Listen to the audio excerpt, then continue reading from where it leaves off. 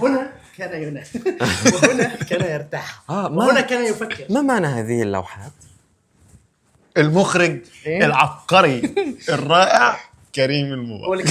هل ترغب في جولة يلا في بيتنا الصغير؟ هندي الانترو. مرحبا بكم في بيتنا الياباني. اليوم سوف نأخذ جولة في بيتنا المتواضع سويا. هيا بنا. عكس يعني. this one front. Oh Like man. this. But we don't do this. No, from the back all. Okay. تعالى عاملينها غلط. بجد؟ انا هربطها لك. No, we are not Japanese, we are Egyptian. That's why. That's why. كده تمام. احنا كده يابانيين. كده ما هناش الثقافة ولا حاجة. راجل اهو. خير. ثانك يو. بيرفكت. كده احنا يابانيين. كده احنا يابانيين ها؟ اصلا فعلا شكلك ياباني. ثانك يو بدر. هذا هو مدخل البيت. سيكون انا مين. طيب ده المدخل. المفروض ممكن نخش بالعربيه من هنا، نركن العربيه جوه. في ناس طبعا عشان احنا النهارده ناس كتير، ففي ناس راكنه عربياتها بره، بس برضو في انترنس للناس اللي ماشيه على رجلها عادي بس لا تدخل منه البيت، تفتح تاخد الاكل. ده بتاع العربيات. ده الانترنس. يلا بينا نخش جوه. مدخل. اهلا بكم.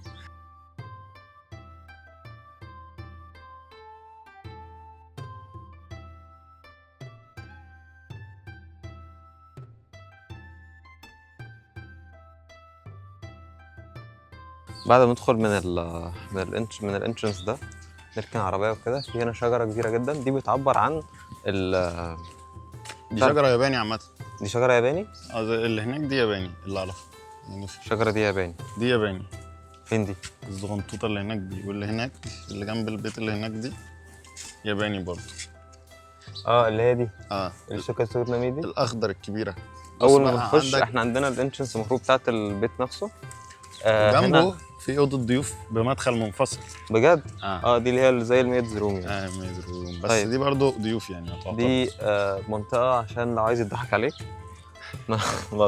هنا جوه في حاجات ياباني ممكن تشتري وتجرب، فلذيذه جدا هتكون. احنا النهارده في تصوير، فعشان كده في معدات وبتاع، وفي ناس كتيره جدا. معدات هنا وبتاع. حبيب معانا. برو انجل سب كونشس كليريا. هاو ار يو برو؟ جود. الحمد لله. تعال نخش يلا. احنا اول ما نخش الانترنس هنا كده، عندنا اول حاجه الهول الطويله دي. فين الريسبشن؟ هنا بيكون في ريسبشن. المطبخ موجود. ريسبشن هنا، والترابيزات بتكون على الارض. عندنا بره هنا بول وقاعده هنا. هنطلع بره نشوف التفاصيل، بس خلينا نلقي نظرة على الغرف. داخل حته ياباني جدا بجد.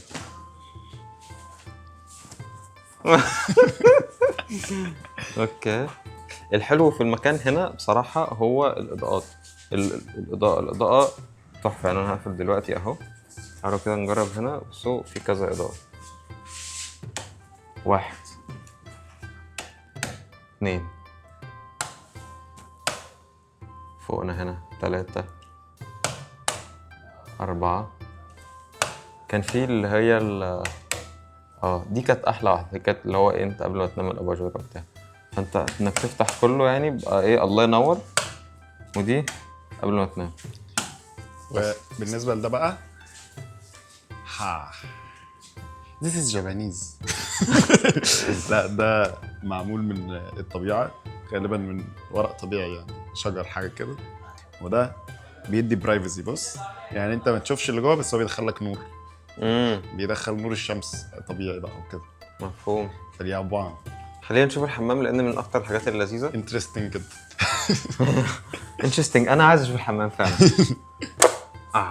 برضو الاضاءه في الحمام. بص في 3 حاجات. بص في حته واحده في الحمام. افتح كده في اضاءه في الحمام. استنى. ايه اوكي. ايوه اللي هي دي. فوق ليه فوق التويلت، بحيث ايه عارف انت لما الفكره تجيلك تروح بتكون ده بيكون تيجي ده شكل الفكره عامه. بس احلى بالليل جدا عامه. انت كنت تخش الحمام عشان بس تشوف دي ولا ايه؟ شوف دي عشان الفكره. اتاتسيو سيكون انا مين. الحلو. افتح.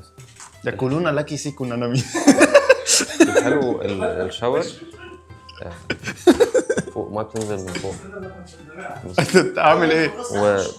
يعني بتحس ان بجد؟ الدنيا هاديه خالص، الدنيا لذيذه وفي نفس الوقت تحسها يعني مودرن. عايز ايه؟ يقولون لك هتكون انت صح؟ يا ابني خش يلا.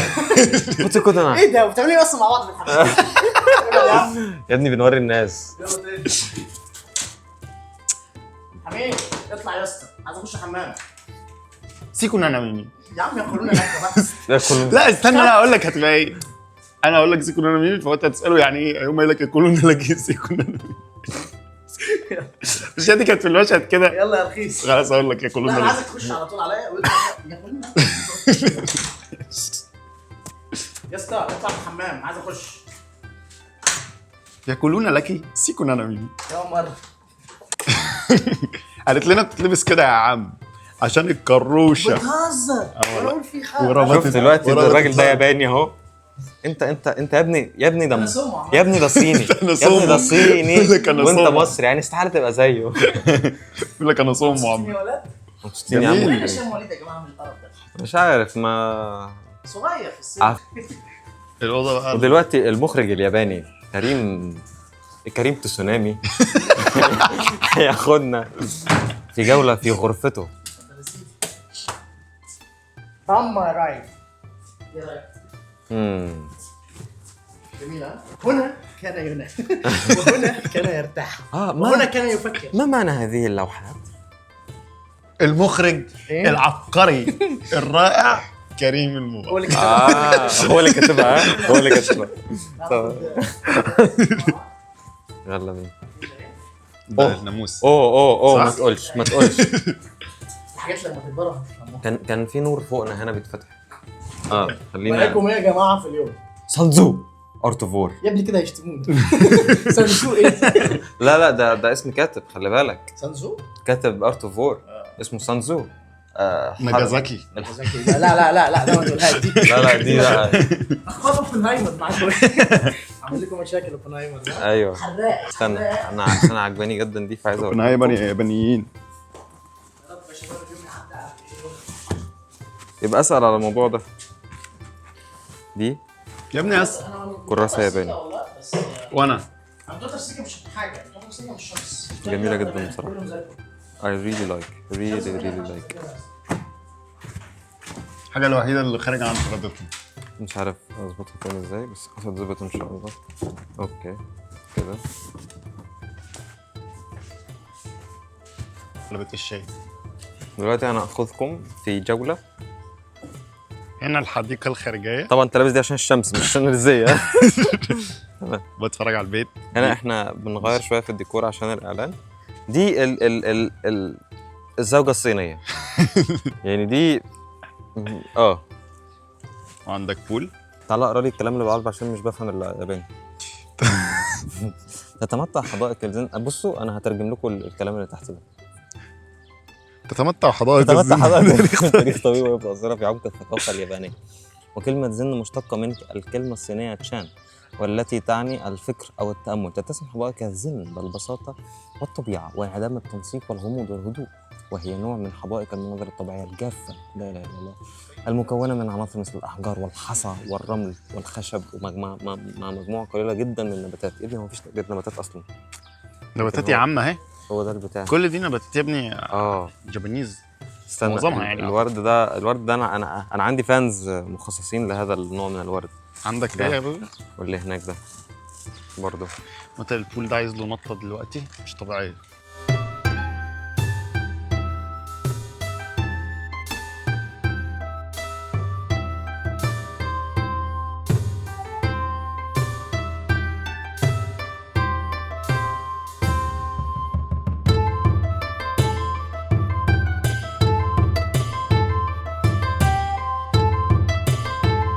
فعندنا كده زي بول صغير، بول كبير، ومجلس. ودي محطوطة عشان النار بس مش محتاجينها يعني دلوقتي. البارت الجميل بقى انه في هنا مكان للاطفال. بس فكك منه عشان ده مش ياباني وشكله وحش جدا. ده مش ياباني. ده اوحش حاجه في المكان. في بقى هنا ايه؟ عندك سمك في سمك. عامة اعتقد في البيوت اليابانية بيكون في سمك كده فعلا يعني، دي حقيقة. اعتقد يعني هم بيربوا الحاجات دي. خش طيب اشرح، خش كده. ما فيش، هو بس اعتقد ان هم دايما عندهم السمك الملون ده يعني موجود في البيت فعلا. This is a culture.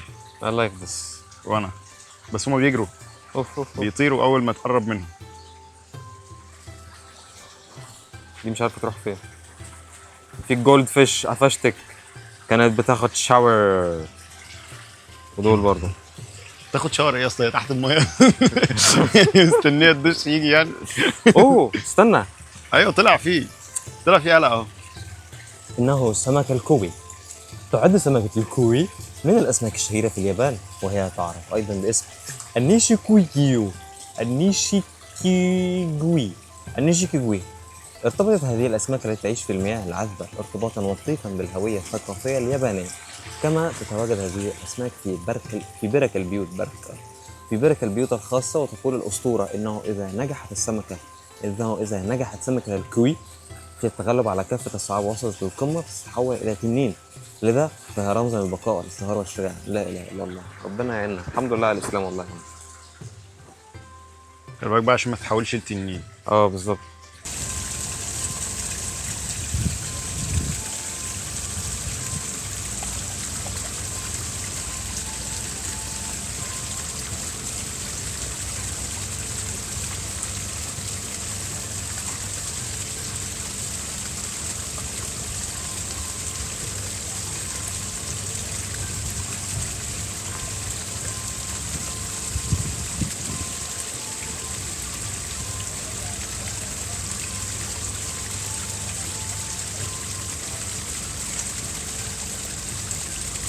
هو غالبا دي القمه اللي هم قصدهم عليها. لا يعني هي بتكون تحت ودي القمه اللي بتحاول تطلع لها. لا طبعا مش هي دي القمه. الان الغرفه الاكثر استمتاعا. بيت الشاي. هو ده الطبيعي ان هي اسمها بيت الشاي اللي احنا فيه ده دلوقتي. يعني هم اعتقد دي بتكون بقى جلستهم بقى هم اليابانيين يعني. اكيد مفيش الجلسه اللي بره دي كده عربيه اصلا. وبتكون اللي هو المجلس. المجلس اكيد ده عربي عشان طبعا انت في الامارات وكده. بس ايه ده بقى هو اللي بيقعدوا فيه يشربوا الشاي. ايه اللي بقى موجود هنا؟ اشرح لنا كده بسرعه. هنا بقى دي العاب يعني، هو هنا عاملينها زي عاملينها يعني العاب عاديه، مش كالتشرال قد ما هي يعني العاب للزوار بقى هنا. العيال الصغيره بقى تقعد يعني. حتى لما تيجي تفتح اليوتيوب هتلاقي التلفزيون، هتلاقي اليوتيوب كله حاجات اطفال. غالبا الاهالي بيسيبوا العيال هنا ويعيشوا حياتهم يعني. ويروحوا بقى يمارسوا العادات اليابانيه، الالعاب الكبيره. العادات اليابانيه. تقول لها شاكيرا. دي الاونيتانا. دي الاونيتانا تعرفها. وده ده الراجل الياباني. عامة ده سانزو اللي انا كنت بتكلم عليه. بجد؟ غالبا يعني شبهه. بس دي لعبة غالبا نعم. بس عندك شوية العاب ياباني، عندك تحت كوتشين وسيكونس اهي بس.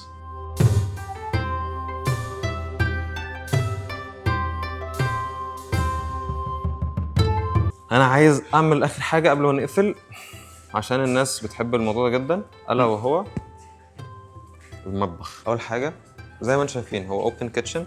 المفروض هنا بيكون في ايلاند بس هم حاطين ترابيزه حواليها كراسي، فتمام قشطه لذيذه. هنا عندنا الثلاجه طبعا عشان احنا النهارده تصوير فمعبيينها بميه كتير. والناس اللي كده الواحد دايما لازم ياخد اكله معاه. ادي الزبادي، التورتيه، بيض البيض عشان لو واحد يطبخ، والوجبه الرئيسيه جواها في سلطه. حافظ على الدايت. طيب مايكرويف فوق واوفن تحت او زي فرن تحت. هنا البوتاجاز كهرباء، بندوس هنا كده وبعد كده ندوس على اي عين، وهنا زي ميتر من 0 إلى 9 بتحدد الحراره وهو بيشتغل. الحلو في المكان ان هو بصراحه مجهز من مجاميعه. انا مش عارف ايه اللي فوق هنا، غالبا ده شفاط ولا ايه حاجه بقى اللي هم مجهزينها. هنا تحت في اير فراير عشان لو الواحد حب يطبخ فيه حاجات للطبخ وكده. برضو مساحه تخزين تحط فيها اكل. توستر زي ما انتم شايفين، ودي اسبريسو بتطلع اسبريسو بس من الضغطه. طيب هنا المعلقه دي انا مش عارف شكلها خطر جدا بس هي يعني حاده. ده انا مش عارف ايه ده بس عامه بصوا نوعيات المعالق يعني الشكل انت ياباني يعني من الاخر. وفي بتوع دول انت ممكن تشوب ستيكس. تشوب ستيكس. اوكي، شويه حاجات بقى للطبخ. خلصت. طيب وقلنا ده الحلو بقى دلوقتي. دي فيها اوبشنز كتير يعني. بص تجيبها يمين دي تشتغل فيها كده ممكن تزود ضغط من فوق، تمام، ترجع كده تاني تقفل. لو عملت الناحية التانية بص ايه اللي هيطلع، مية من هنا. اوكي، اختراعات. وبتخلص في حاجة بقى حلوة. كان الراجل اللي ورا الكاميرا اللي فاكر نفسه مهندس ده كنت بقول له على ان الطول بتاع الحوض المفروض ما يكونش تحت الوسط، ما عملوش كده. هنا انا وانا واقف فرد ظهري قادر ان انا ايه، السلام عليكم